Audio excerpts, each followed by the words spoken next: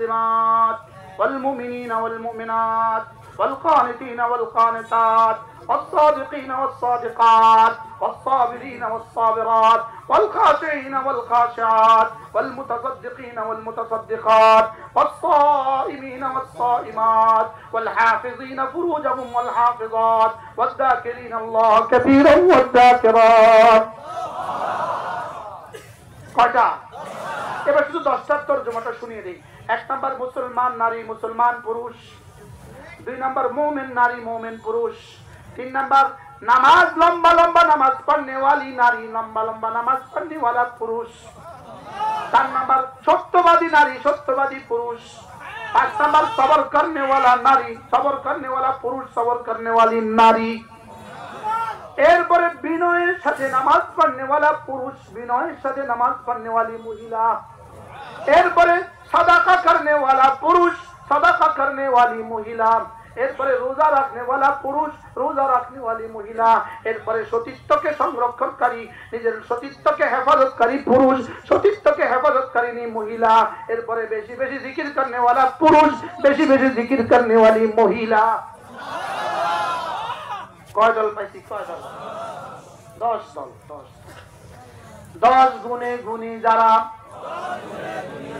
মাগফিরাতের ওয়াদা তাদের জন্য, 10 গুণে গুণী যারা আজরে আজিম পাবে তারা,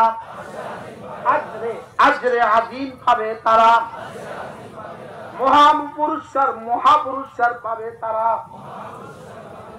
কি পাবে তারা? মহাপুরস্কার পাবে তারা। মহাপুরস্কার কয় গুণে গুণী? তা আমার মেয়েটা যদি 10 গুণে গুণী হয়, সুবহানাল্লাহ কয় না? আমার বোনটা যদি 10 গুণে গুণী হয় বলেন মহাপুরস্কার পাবে। আমার ছেলেটা যদি 10 গুণে গুণী হয়, এই মহাপুরস্কার কদ্দূর? আজরে আজিমের মহাপুরস্কার কদ্দূর? মহাপুরস্কারের সর্বনিম্ন পরিমাণ 10 দুনিয়া বরাবর জান্নাত। বলেন মহাপুরস্কারের নাম মেকদার কদ্দূর? যদি মহাপুরস্কারের সর্বনিম্ন পরিমাণ 10 দুনিয়া বরাবর হয়, মহাপুরস্কারের সর্বোচ্চ পরিমাণ কদ্দূর? এটা রব ছাড়া কেউ জানে না। সুবহানাল্লাহ বলে না? তাহলে 10 গুণে গুণী যারা আজরে আজিম পাবে তারা। 1 নাম্বার মুসলমান নারী মুসলমান পুরুষ, 2 নাম্বার মুমিন নারী মুমিন পুরুষ। এক সংক্ষিপ্ত ভাষায় হুজুর মুমিন আর মুসলমানের মধ্যে পার্থক্য কি? মুমিন আর মুসলমান, মুমিন হলো ভিতরেরটা যার সুন্দর, মুমিন হলো ভিতরেরটা যার সুন্দর, আর মুসলমান হলো বাহিরেরটা যার সুন্দর। সুবহানাল্লাহ বলে না?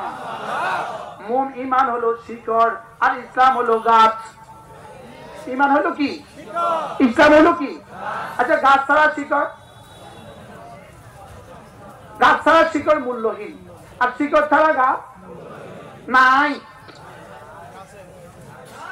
শিকড় ছাড়া গাছ কি?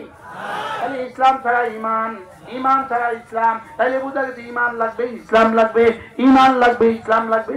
ঈমান হলো ভিতরের অংশ, ইসলাম হলো বাইরের অংশ। এখন এই ঈমান আর ইসলাম শিখায় কোন জায়গায়? আরো জোরে বলেন। এই জন্য এই মাদ্রাসা হলো এই 10 গুণে গুণী বানাবার ফ্যাক্টরি। সুবহানাল্লাহ বলে না? এই 10 গুণে গুণী বানাবার কি? এই মাদ্রাসা লাগবে না বলেন? আমরা